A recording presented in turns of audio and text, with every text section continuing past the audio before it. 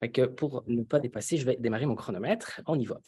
Donc, moi, ce que je vous propose aujourd'hui, c'est qu'on fasse un voyage ensemble au cœur du système nerveux pour nous permettre de découvrir un petit peu les mécanismes de régulation de la douleur. Parce que oui, en fait, notre système nerveux, il a la capacité de modifier la perception et la transmission de l'information douloureuse à travers notre corps. Donc, l'objectif de ce voyage, il est aussi de comprendre comment ces mécanismes fonctionnent et en quoi ils se révèlent être un atout important dans la prise en charge, particulièrement la prise en charge médicamenteuse, dans le cas de patients souffrant de douleurs chroniques. Alors, vous verrez qu'on va aborder des notions qui peuvent vous paraître un petit peu complexes sur la physiologie, par exemple, mais j'ai travaillé assez fort dessus là, pour rendre ça sexy et convivial entre nous. Hop, donc, s'il y a un premier chiffre sur lequel j'aimerais attirer votre attention maintenant, c'est le numéro 4. Alors, j'imagine que vous vous demandez évidemment à quoi il correspond. Ben, en fait, 4, c'est le nombre moyen de médicaments que les patients, en général, essaient, tentent, en tout cas, avant d'avoir une esquisse de soulagement de la douleur. Alors, évidemment, ça peut être plus, ça peut être moins. C'est souvent quand on discute avec les professionnels de santé ce qu'il en ressort.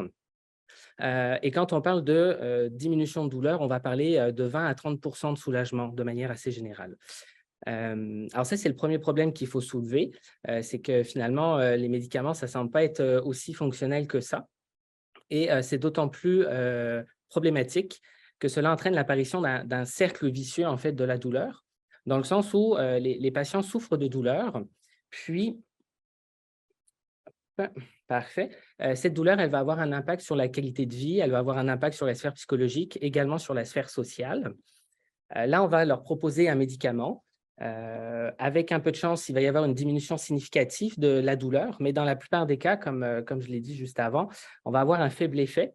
Et puis, ce faible effet va entraîner tout un tas de mécanismes psychologiques qui vont ne faire que finalement réaugmenter la douleur. Et puis, c'est ce cercle vicieux qui va s'installer progressivement. Le deuxième chiffre sur lequel j'aimerais attirer votre attention, c'est le 70. 70, en fait, c'est la proportion de patients qui ne sont pas suffisamment soulagés par leur traitement médicamenteux actuel. C'est quand même absolument énorme. Donc, si je résume un peu cette brève introduction, dans le fond, on essaie beaucoup de médicaments, puis ils sont peu efficaces. Donc, vous allez me dire, ben, c'est bien sympa de nous dire ça, Mathieu. On le sait déjà pour le vivre quotidiennement. Mais là où c'est paradoxal, en fait, c'est que le médicament, ça reste la première ligne de défense contre les douleurs. Alors, la question finalement, c'est pourquoi? Pourquoi est-ce qu'on continue de donner des médicaments? Alors, ben, il ne faut pas non plus négliger les 30 des patients chez qui les médicaments restent fonctionnels et efficaces, évidemment, malgré cette grande proportion chez qui ça ne fonctionne pas vraiment. Mais en fait, la vraie question à se poser, c'est pourquoi est-ce que ça ne fonctionne pas? Pourquoi est-ce que ça fonctionne chez un, puis pourquoi est-ce que ça ne fonctionne pas chez l'autre? Et la réponse à cette question, elle est relativement simple, en fait. C'est parce que tout le monde n'a pas mal pareil.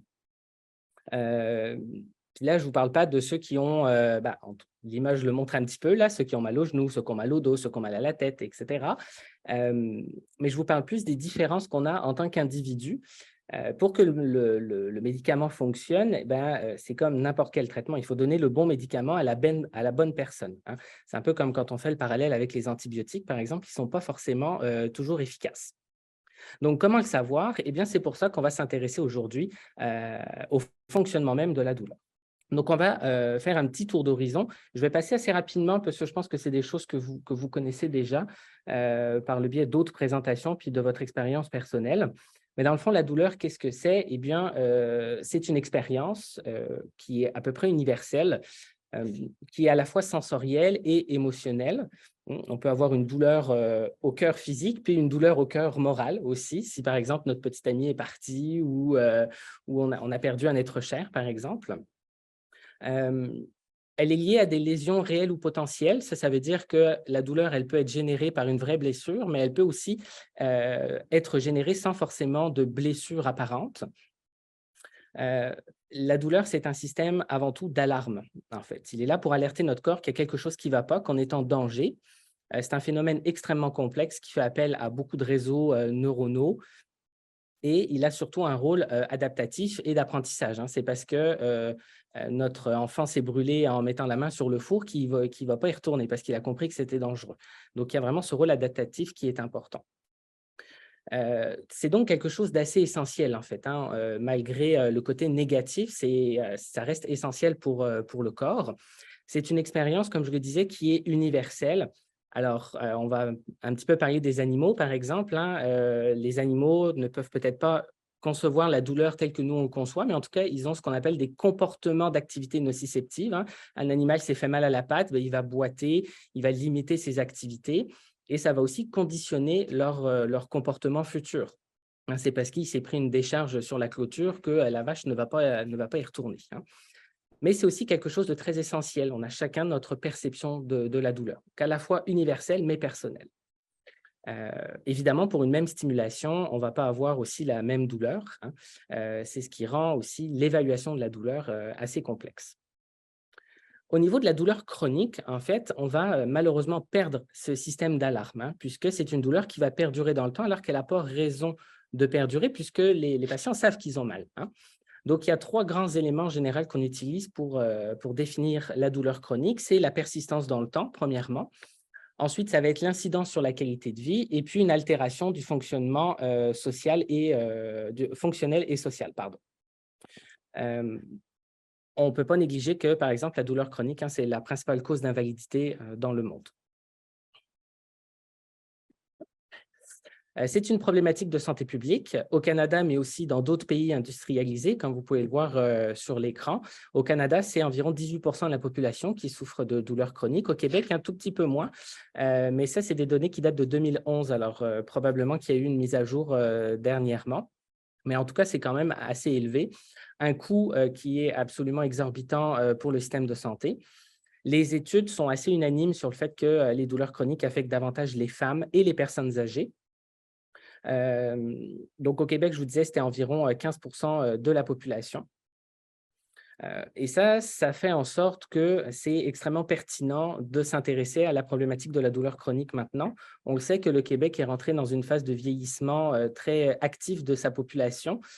Et donc, forcément, vu que les personnes âgées sont plus touchées, on risque d'observer dans les prochaines années une augmentation assez significative des douleurs chroniques.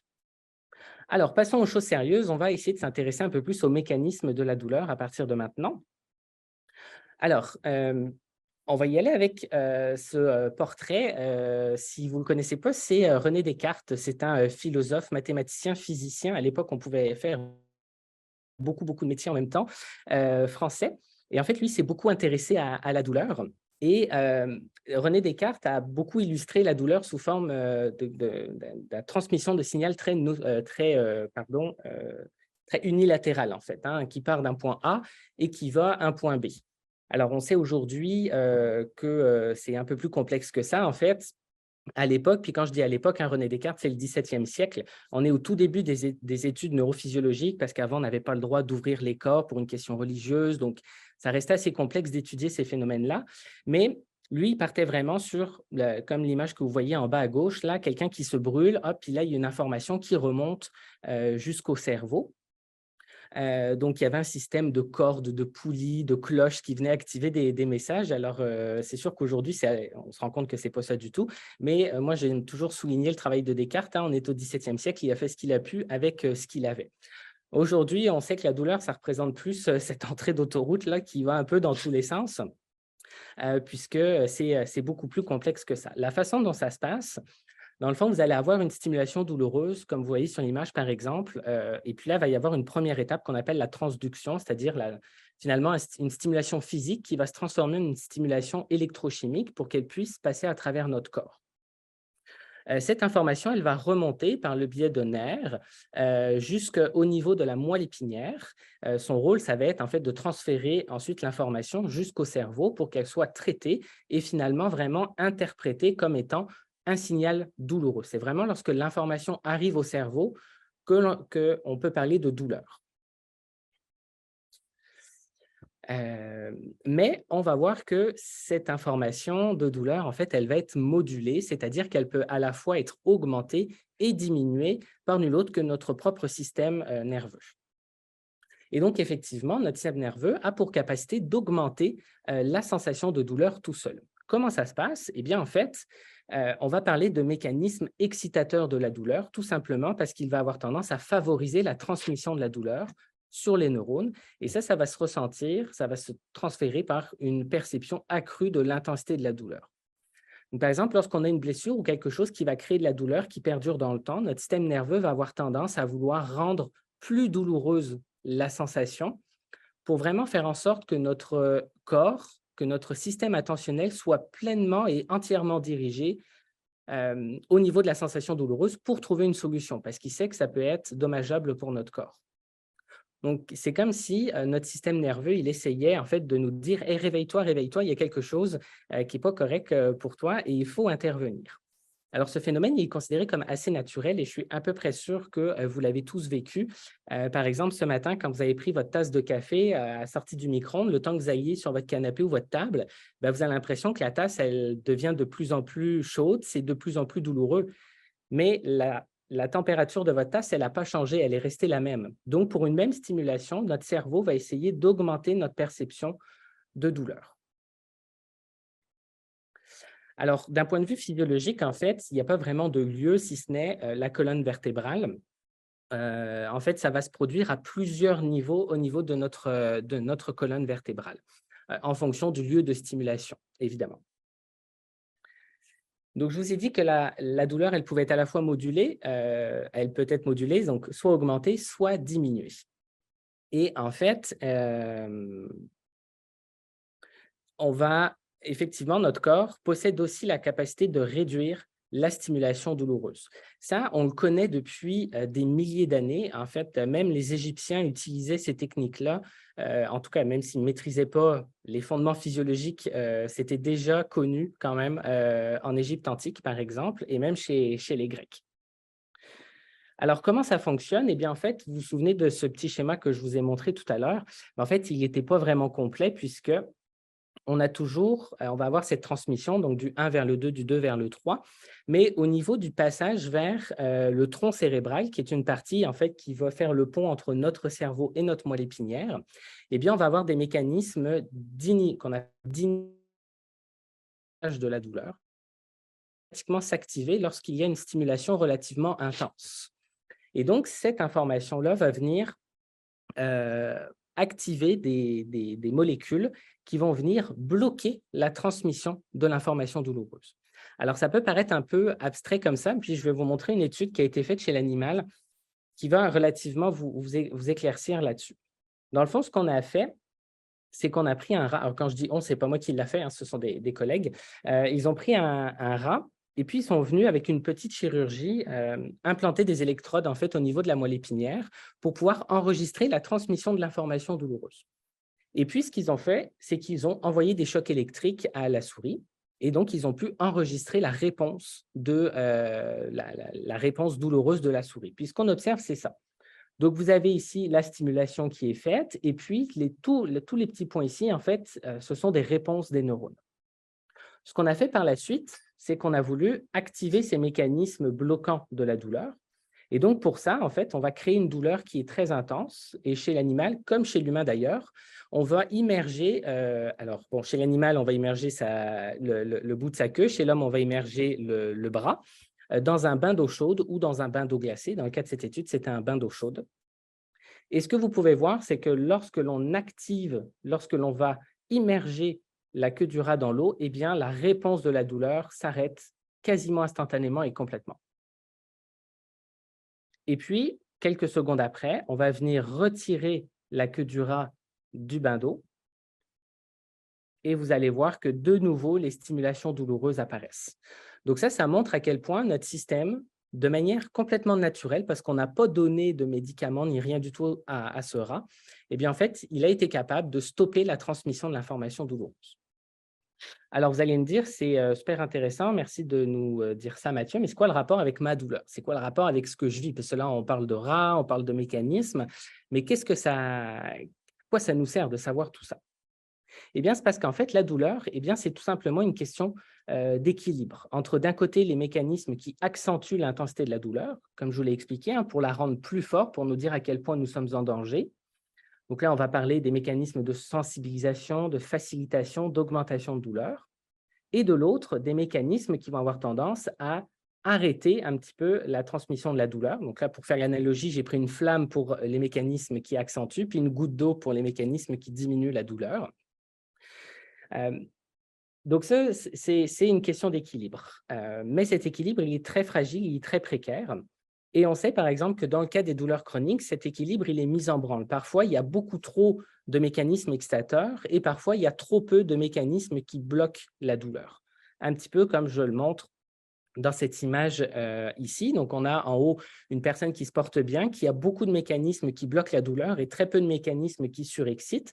Et à l'inverse, quelqu'un qui a des douleurs chroniques qui a le profil inverse. Ce profil, on l'appelle le profil de modulation de la douleur. Et ce profil, il n'est pas propre à chaque pathologie. Par exemple, tous les lombalgies chroniques ne vont pas avoir un profil particulier, tous les fibromyalgiques ne vont pas avoir un profil particulier. Ce qu'on a remarqué dans les études scientifiques, c'est qu'il est propre à chaque individu.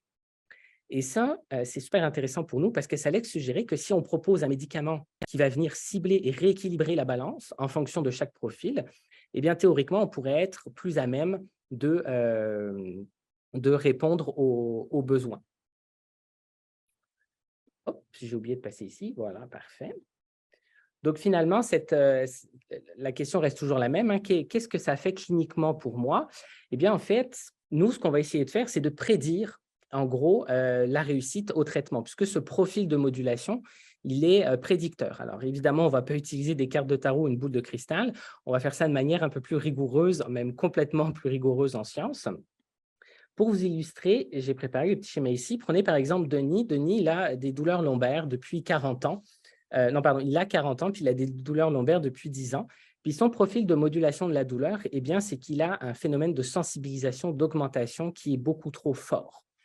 Et Denis, si on lui donne un médicament qui va avoir pour objectif de diminuer l'hyperexstabilité de son système nerveux, de le calmer un petit peu, eh bien, on va probablement réussir à rééquilibrer la balance et réduire convenablement ses douleurs. À l'inverse, prenez Pierre, qui lui, pareil, a 40 ans, puis qui souffre de lombalgie chronique depuis 10 ans. Eh bien, lui, ce sont ces mécanismes inhibiteurs de la douleur qui ne fonctionnent pas. Ils ne sont pas assez forts. Eh bien, si on va lui donner un médicament qui va avoir tendance à booster ces mécanismes d'inhibition de douleur, eh bien, on va probablement être en mesure de rééquilibrer une nouvelle fois sa problématique, son profil de modulation, et probablement avoir un impact plus significatif sur ces douleurs. Alors, c'est sûr que ça, c'est une hypothèse. Il y a déjà eu beaucoup de littérature sur le sujet. Le projet spécifique de mon doctorat, c'est de travailler là-dessus. Parce qu'en voyant ça, vous vous dites probablement, ben là, c'est super, Mathieu, là, pourquoi est-ce que moi, je n'ai pas ça? Pourquoi est-ce qu'on ne me propose pas ça? Eh bien, c'est parce qu'en fait, la technique, elle existe, mais elle n'est absolument pas optimisée pour la clinique. Hein, on sait qu'avoir un rendez-vous chez le médecin, c'est compliqué. On sait qu'en temps, on ne peut pas passer 2 heures avec le médecin parce que, en fait, la procédure qui permet d'essayer de mesurer ces mécanismes et pour les adapter aux médicaments, elle est très longue, hein. Il faut compter environ 2 heures, voire 2 heures et demie de tests. Donc, on s'entend qu'avec notre médecin de famille, c'est un peu impossible. Et en fait, pourquoi est-ce que je vous dis ça? Puisque, en fait, elle est utilisable uniquement en recherche, puisque ça prend beaucoup de temps. Ça demande quand même des moyens assez considérables pour pouvoir la mettre en place. Donc ça fait en sorte que finalement, les chercheurs, nous, on est super contents parce qu'on a une méthode qui est utilisable puis qui fonctionne assez bien.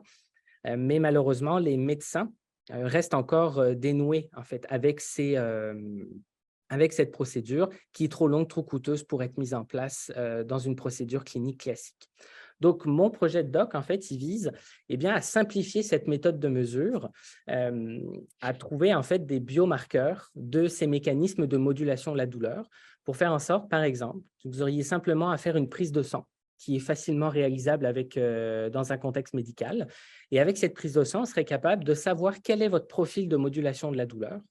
Et à partir de là, vous proposez des alternatives de traitement plus optimisées, en tout cas, que ce qui est fait à l'heure actuelle avec les moyens qu'on possède pour vous donner les médicaments.